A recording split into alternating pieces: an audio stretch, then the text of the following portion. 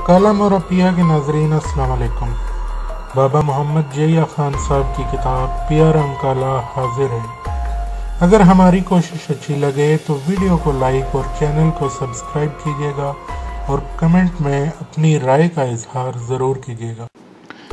नमाज के बाद दुआ में अल्लाह करीम से इल्तिजा की कि ए मालिके ज़ाहिर व बातन, हम तेरे आजिज़, कमज़ोर और कम उम्र बंदे हैं। हम में से अभी तक किसी की शादी भी नहीं हुई है। हम बेआसरा और तेरे करम के मोहताज हैं। तू बेहतर जानता है कि हम यहाँ क्यों आए हैं। ये लोग तेरी बरगज़ीदा हस्तियों की तौहीन के मुर्तकिब हो रहे हैं। मौला करीम इनको इनके अज़ाइम समेत निस्तो नाबूद फरमा और अपने बंदगान को इनके शर, किज़्ब और फजूर से निजात दिला। अब क्या करते, नमाज, दुआ, तस्बीह के बाद वहीं बैठे रहे। हल्की हल्की रोशनी ने अंधेरे की दरखट में गिलावट घोल दी। झाड़ियों, जाड़ों और दरख्तों से सुबह खेज परिंदे दाने दुनके के लिए उड़ाने भरने लगे। बादे नसीम की निकत बेजी ने मशामे जाँ को तरावत और ताजगी से सरशार कर दिया। मशरक़ की शमसा ने घूंघट सिरका दिया था। गुल भी आर्ज़ों की हया की तमाज़त से हल्की हल्की सुर्खी उभर रही थी।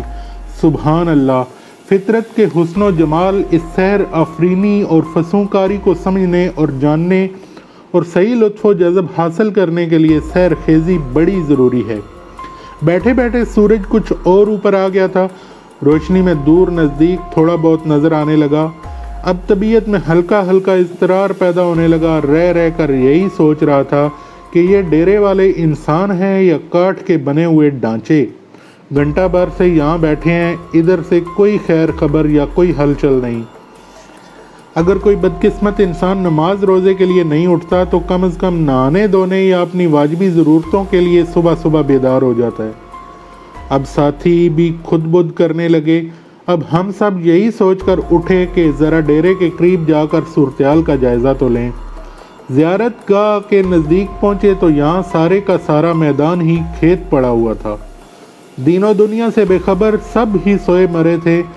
राख आलूदा जटें, चेहरों पे नहुसत फटकारें, शाह साहब अपने गंदे मैल खुर्दा पाँव मुकद्दस कश्ती पे टिकाए नीम बरहाना से अंटा गफील थे।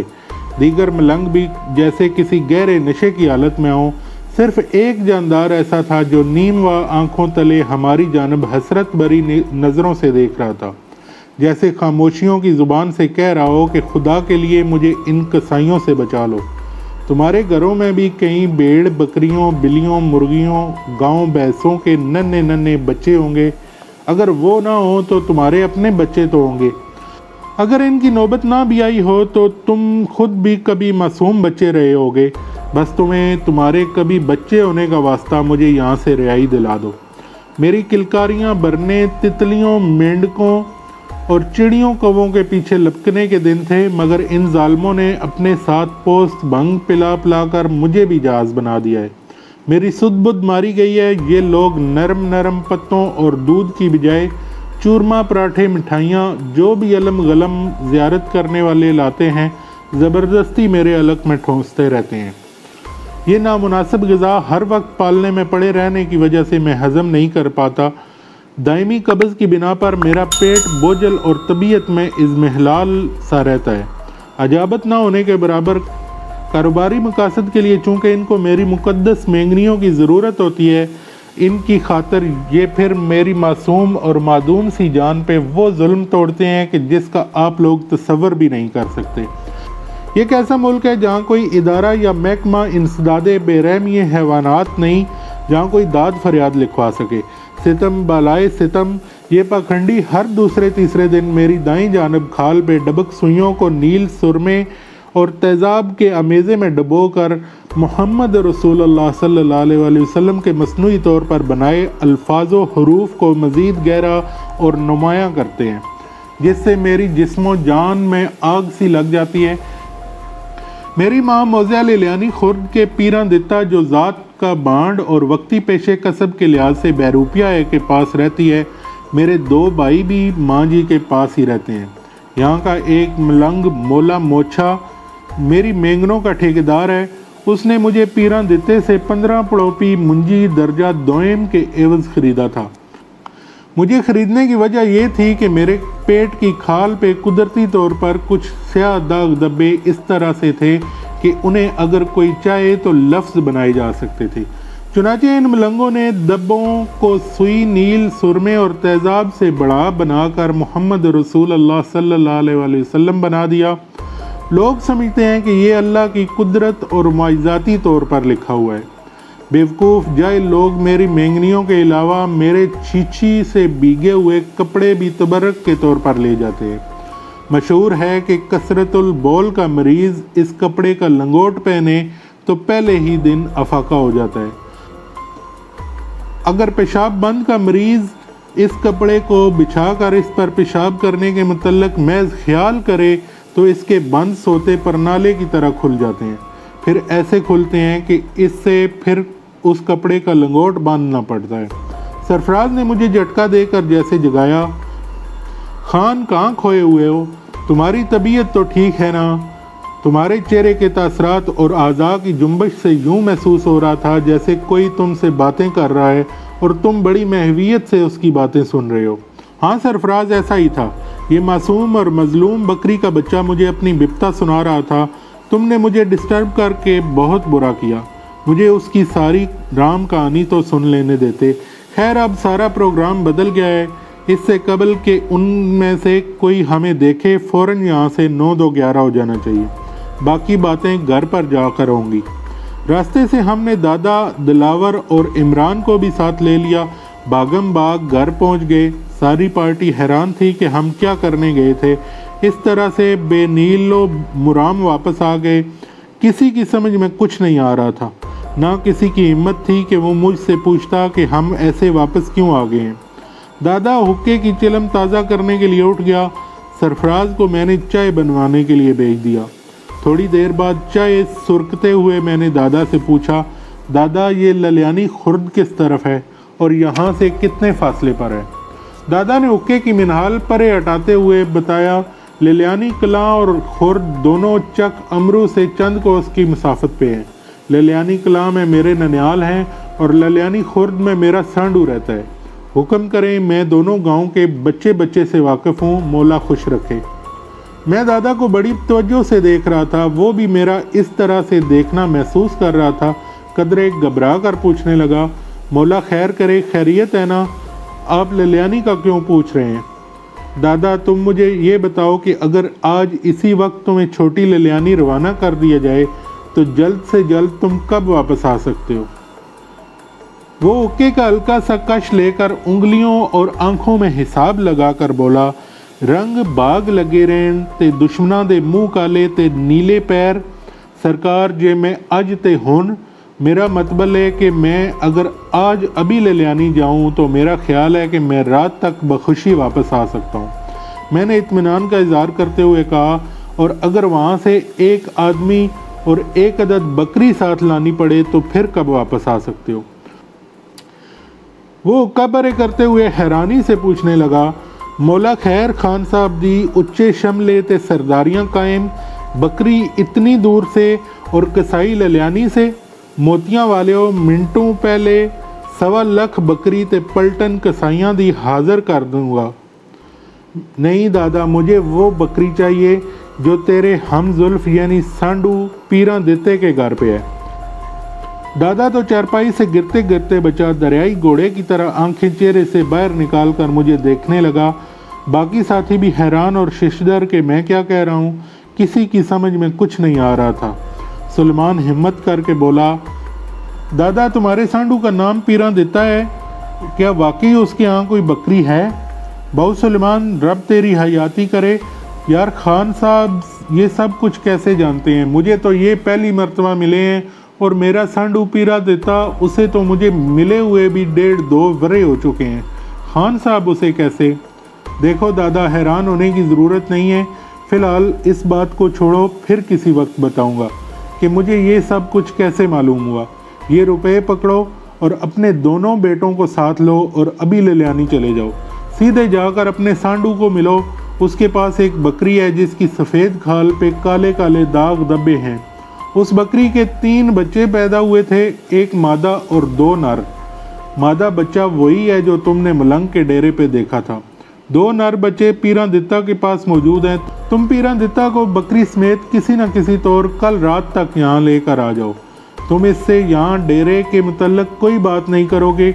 अब असल गेम पीरा दित्ते और बकरी के यहाँ आने के बाद शुरू होगी। एक वादा करता हूँ, अगर तुम सब दोस्तों ने राजदारी, हिम्मत और सब्र से काम लिया तो न सिर्फ ये मलंगों वाला गंद ख़त्म हो जाएगा, बल्कि दादा और पीरा दित्ते की गुर्बत भी ख़त्म हो जाएगी और हम सब को स्वाब भी मिलेगा। दादा और उसके बेटों को रवाना करके हम 5 सवार यानी मैं खुद, सरफराज, गुलाम रसूल, फौजी, दिलावर और सुलेमान बाहर निकल आए। इमरान इजाज़त लेकर अपने किसी ज़रूरी काम पे चला गया। गांव से बाहर आकर अब हमारा रुख दरिया के मुखालिफ सिमत पे था। यहाँ पर एक पुराना कब्रिस्तान था। इसके साथ एक मोहतात फासले पे एक गहरा खड्ड था। शायद किसी वक्त ये किसी नाले की गुजरगाह रहा होगा। खड्ड के दूसरे किनारे एक छोटा सा मिट्टी का कुदरती टीला सा उभरा हुआ था। 3 अतराफ से ढलवान थी, एक जानब से उमूदी। हम सारे यूं ही स्काउटिंग के अंदाज में बंदरों की तरह फलांगते हुए खड्ड क्रॉस करके टीले पे चढ़ आए। यहाँ से गांव बहुत नीचे और दूर सा दिखाई दे रहा था। टीले की 3 अतराफ में भी खेत ही थे, लेकिन जैसे कई मौसमों से यहाँ खेती बाड़ी ना की गई हो। जबकि ज़रा परे दूसरे खेतों में मौसम की फसल खड़ी थी। मैंने सरसरी अंदाज में सरफराज से पूछा, यार ये टीला बहुत ही अजीब सी सिचुएशन है। अगर मैं इसी गांव में रहता तो हर रोज़ यहाँ ऊपर नीचे यानी उतरने चढ़ने का शगल करता। उसने जवाब दिया, मेहरबान कदरदान, अगर तुम इस गांव में मुस्तकिल रहते तो हमारी तरह कभी भी इस टीले की तरफ ना आते। हम तो आज सिर्फ तुम्हारी वजह से यहाँ तक आ गए हैं। कहीं तुम हमें बुज़दिल और त्वाम परस्त मत समझो। मियाँ मदारी ज़रा खुलकर बात करो। मैं जानता हूँ कि तुम यकीनन कोई दुर्फतनी छोड़ोगे, ज़रूर छोड़ो। मैं यही कुछ तो सुनने के लिए हर साल यहाँ आता हूँ। चलो शाबाश, कहो, मेरे पैसे खरे करो। पहले मैं तुम्हारी दुर्फिटे मुँह तो सुन लूँ, फिर गुंजाइश रही तो मैं दुर्फिटनी छोड़ूंगा। सरफराज ने जला कटा सा जवाब दिया। शाबाश, मैंने उसे थपकी दी। मुझे तुम्हारी ज़हनी औकात का पता था। मक्खी पे मक्खी मारे बगैर तुम रह ही नहीं सकते। क्या मजाल कि कोई तुम्हें कुछ कहे और तुम उसे बर्दाश्त या हज़म कर सको।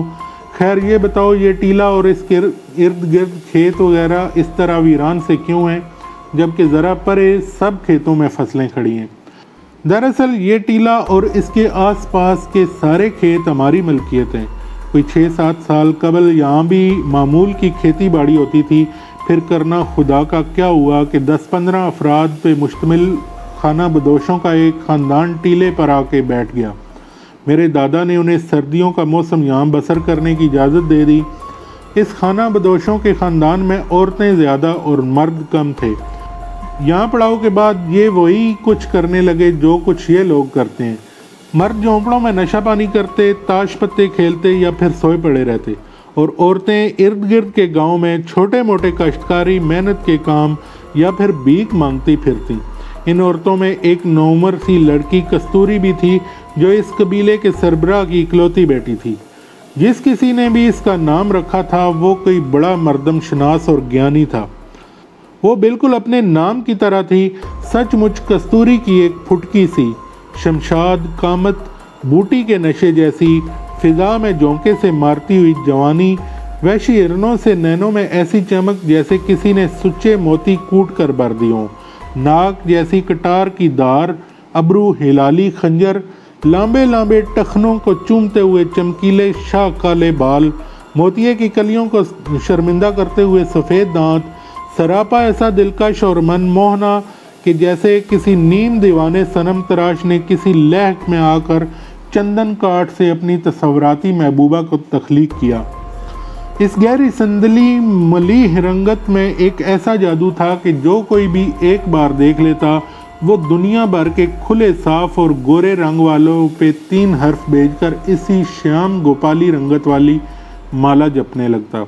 इस फितना की तबीयत तबा में एक पुरअसरार सा रख रखाव और एक पुरवकार सी तमकनत थी।